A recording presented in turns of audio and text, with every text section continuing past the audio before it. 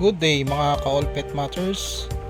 Today ang pag-uusapan natin ay ang pagti-tail duck ng toy poodle. Ang toy poodle po dito sa ating bansa sa Pilipinas ay mostly tail duck.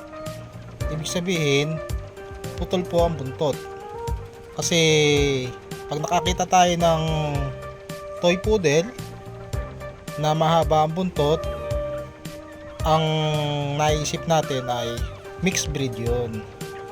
Pero sa ngayon ay unti-unti nang tinatanggap ng iba na dapat mahaba rin ang buntot ng toy poodle.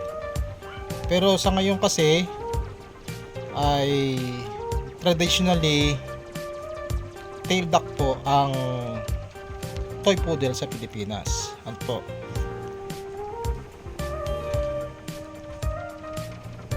Kung tatanungin nyo naman na putol ba talaga ang buntot ng toy poodle, ay hindi po. Pinanganak po sila na mahaba ang buntot.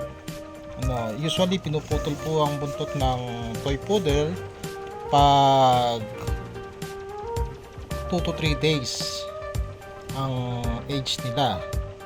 Pero it doesn't mean na hindi na nila ma-experience ang pain sa pagputol ng kanilang mga buntot. Tulad po ng poodle po natin ngayon ay putol na po ang buntot nito. Ano po, na-tail duck na siya. Ano po?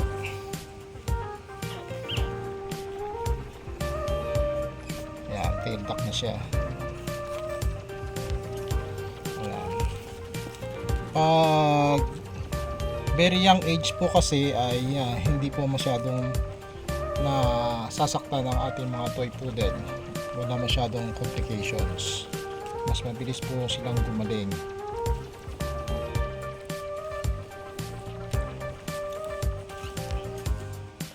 Yan po ang ating mga toy poodle. Ayan po.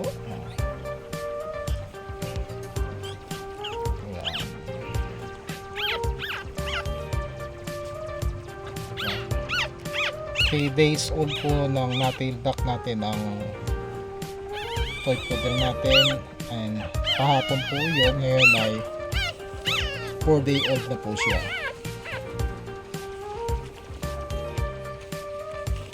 Yan.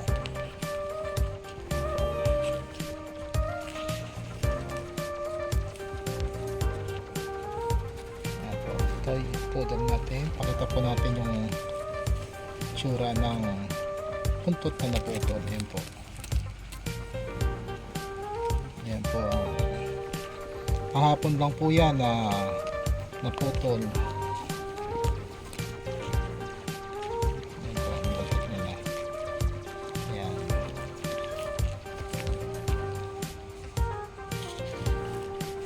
Kung nagustuhan po ninyo ang video ko today, ay please subscribe for more. Thank you very much for watching, and God bless.